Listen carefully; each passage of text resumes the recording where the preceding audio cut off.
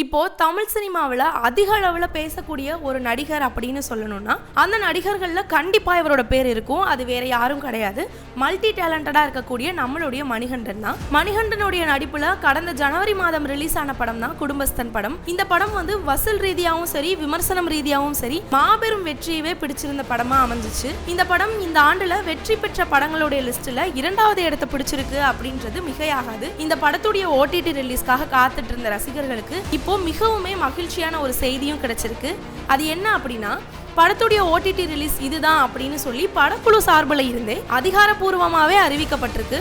யூடியூப்ல இருக்கக்கூடிய Nakkalites YouTube channel மூலியமா இணையவாசிகள் மத்தியில் அதிக அளவு பிரபலமானவர் தான் ராஜேஸ்வர் காளிசாமி. இந்த படத்துடைய கதையை ராஜேஸ்வர் காளிசாமியும் பிரசன்னா பாலச்சந்திரனும் சேர்ந்து தான் எழுதியிருக்காங்க. இந்த படத்துக்கு வைஷாக் இசையமைக்க சுஜித் சுப்பிரமணியம் ஒளிப்பதிவு செஞ்சிருக்காரு. இது மட்டும் இல்லாம இந்த படத்துடைய படப்பிடிப்பு முழுக்கவே கோவையில தான் நடைபெற்றிருக்கு. அது போலவே நக்லைட்ஸோட வாசம் இந்த படத்துல கொஞ்சம் தூக்கலாவே தான் இருக்கும். இந்த படம் நடுத்தர குடும்பத்தோட வாழ்க்கையை மையமா வச்சுக்கிட்டு எடுத்திருக்கக்கூடிய ஒரு படம் அப்படின்றதால படம் பெரும்பான்மையான ரசிகர்களுக்கு ரொம்பவே பிடிச்சு போயிடுச்சு. அதுக்கு காரணம் என்ன அப்படின்னா, உட்கார்ந்து பார்க்கக்கூடிய ஒவ்வொருத்தருமே தன்னவே அந்த ஸ்கிரீன்ல பார்க்கக்கூடியது போல உணர்றது தான். அப்படி ஒரு ஃபீலை நமக்கு இந்த படத்துல மணிகண்டன் கொடுத்திருக்காரு. இது மட்டும் இல்லாம ரசிகர்கள் பலருமே படம் பத்தி இப்போ வரைக்குமே சமூக வலைதளத்துல தங்களோட கருத்தை தொடர்ந்து பதிவிட்டுட்டே வராங்க. குடும்பமா ரசிகர்களுமே இந்த குடும்பஸ்தன் படத்துக்கு ஆதரவும் தெரிவிச்சுட்டு வராங்க. இதனால இப்போ வரைக்குமே இந்த படம் சக்க போட்டு ஓடிட்டு தான் இருக்கு.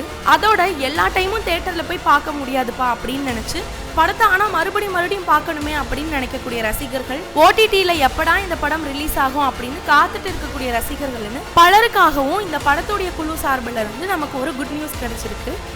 அது வேற ஒன்றும் இல்லப்பா, இந்த படம் வரக்கூடிய 7ஆம் தேதி அன்னைக்கு, அதாவது வரக்கூடிய மார்ச் 7ஆம் தேதி வெள்ளிக்கிழமை அன்னைக்கு ZEE5 OTT தளத்துல இந்த படம் ரிலீஸ் ஆக போகுது அப்படின்னு சொல்லி படக்குழு தரப்புல இருந்து நமக்கு தெரிவிச்சிருக்காங்க.